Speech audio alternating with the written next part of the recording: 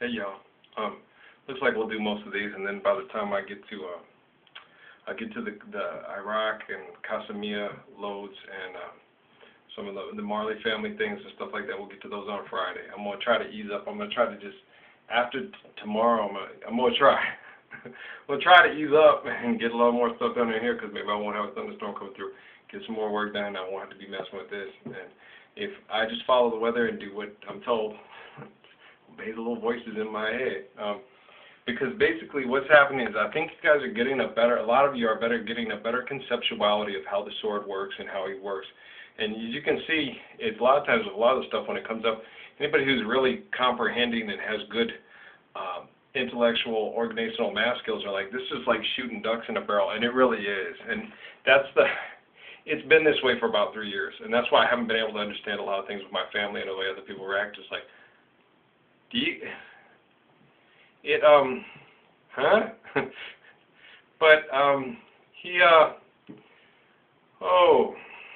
they don't get it.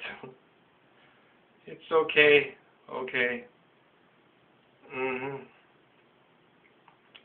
Yeah, he thinks that, okay. I told you guys about it when I was young, and we've covered so much stuff, but it was, wow, it's sad. Sometimes I sit and look at it now, and because it's almost, the intelligence is growing, and people are running past their influence and their narcotics and their stuff that they're throwing at them, and people are becoming, this technology that was used to control us is now becoming more something that's helping to liberate us, because we can connect and we can reach out to each other and we can really find out what's going on. All this time I thought Muslims were trying to kill us. I thought all Muslims were bad. They even had me believing that when I wrote down the parable. You can't write this. Linda told me that, and Amy told me that. They're going to kill you because you're claiming to be the Redeemer. You can't write a book and talk about Muhammad. Then I go online and see all these Muslims talking about the Prophet Muhammad. You don't say peace be upon him. I explained why I don't say peace be upon him, because Muhammad told me. You can't say you talk to Muhammad. There's all kinds of people that say they pray and they connect and they get revelation from the Prophet Muhammad. Yes, it happens every day. The only thing is you can pretty much tell when it's not him. Why? Because it's Hadith. Just follow Hadith. Muhammad said kill everybody. It's like I told poor Ms.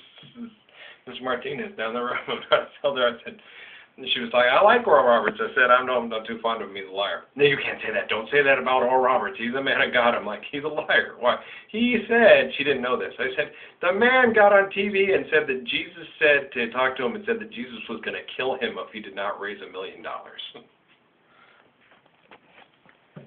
Jesus of Nazareth talked to Oral Roberts and said he was going to kill Oral Roberts if he did not raise $1 million for the church. Yeah, he's a liar. Jesus of Nazareth would not come to you and tell you, I'm going to kill you if you don't raise money. The guy who gave the sermon to forgive the $10,000 debt and then throw the man into debtor's prison because he asked the other guy for $100 debt is going to come up and say, he just forgave a $10,000 debt. Why would he sit there and tell you, I'm going to put you in $1 million debt or I'm going to kill you? It doesn't make sense. Mathematically, he's not reading. The man, and he has a school that teaches people biblically according to Oral Roberts. Jesus ain't talking to him. I can assure you, and I'm not 100% sure, but I'm like that brother who had his Obama-Biden sticker on his car with a 99%, signal next to it. He's like, I ain't going to give 100%, but 99%. Why? Well, because any intelligent man of faith would do like Bill Cosby says. Yeah, I gave all I could to Camille. I finally decided I'm going to give all I can to Camille and the kids. I'm going to save that little bit if anything happens so I can stay alive.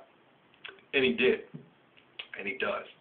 And he lives. And he has a beautiful wife and he has a beautiful family because he gave all he could but held on to that little bit so he can just stay alive and keep living another day. So that 99%, I'm behind you 100%. I'm not. Why? Because if you start saying you're going to start killing people in the name of the Lord, and you know better, and I'm not behind you 100%. I was with you 99%, but now I'm backing out. You're a you're a backstabber and a traitor and you're a fair weather friend. You're killing people in the name of the Lord. That's taking the Lord's name in vain.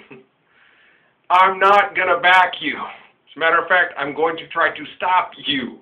Why? Because we do not take the Lord's name in vain. What university do you teach at? Come here. I got something to teach you. It's fun. Those people that, poor Alan Hawkins and those people at the Christian Union. Thank you for sharing our post. Well, you're welcome. You guys don't know that I'm the sword, do you? You didn't get the memo, did you? Yeah. I am protected and supported by people in many branches of service, government, and private sectors and stuff like that. They used private money. There was no government money used on the Christ Project because they followed Daniel Boone's example. Was it Daniel Boone, Davy Crockett? I think it was Davy Crockett who said, you know, you can make this fund and everything like that, but you can't use the people's money. You have to use your own money for this senator's wife that had passed away. They used private funds. Why do you think I love the Saudi royal family so much? Because they used a lot of their own money. Well, it's the people's money. It's a Muslim country. They're different. It's, you know, this money is used, well, we believe in our heart of hearts that this man is related to the prophet. And they believe that in Iraq. A lot of people believe that in Iraq too. So we're going to use some of our money, because they value money, to help protect this man and help protect people in his units and help support people in his units in the military and in the private sector that want to help protect and promote this Christ program. So why is it called the Christ Project? Really, the fact of the matter is in the New Testament, the spirit of King David, who is Jesus of Nazareth, comes back to give the good news that we're all Christ, that all people are Christ. He's restoring Christ. He's restoring what Adam originally told you, that you're all loved equally in the eyes of God. We're all sinners. We all miss the mark. We're all not equal in size, stature, ability, or anything like that. But in love from the Creator, we are all loved equally. That's the good news of the New Testament. It's Matthew. Go read it right at the beginning. This is the good news. Here it is. He comes and he eats with the Gentiles. He goes and ministers to the lepers and the whores. He goes to everybody. No one is excluded. He's not supposed to talk to the Samaritan woman at the well. He brings in the Philistine kid to the Pharisee and says, the lowest of the low is the highest of the high. That little Philistine bastard is as high as me? You bet your buddy is. As a matter of fact, he's higher than you right now because you think you're better than him. Hi. Christ is back in business. Christ Corp. We share. We teach, we educate, and we show people that they're all loved equally by God, and we treat them that way. And the moment somebody doesn't, we kick the crap out of them. There was a man one time, it was Montel Williams, and there was he was half black, half white, and he was a kind of a professor and a life coach.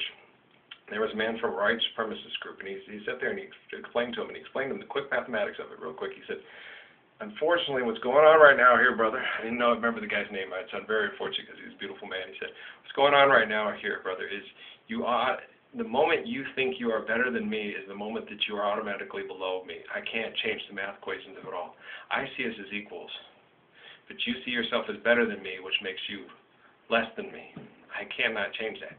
If you could see us both as equals, we would both be equal. Like I explained to John Flora when I told him that thing and introduced who I was. Said, dear John, dear John, I love that show, especially Kirky is funny. But I said, I'm the most powerful man in the world. I'm the most powerful man in the world. You know why? Because I know we are all loved equally by the Creator. You cannot be more powerful than me, John, but you can be as powerful as me. Once you realize and start to treat everybody like we're all loved equally by our Creator. I've returned. I'm here. It's me. I'm the spirit of King David. I'm the spirit of his line through Adam, Moses, David, Jesus, and John. It's me. My name is Ralph Earl Parsons Jr. And I love these people that have protected me. They haven't always been correct. I haven't always been correct. But they're trying their best. And I want them lovingly understood and regarded and protected. And I want them to actively be a part of this new world that we're going to help build. And I want you to stop judging them and putting them down. I want you to sit down with them and love them. And they'll love you. Alright? Peace.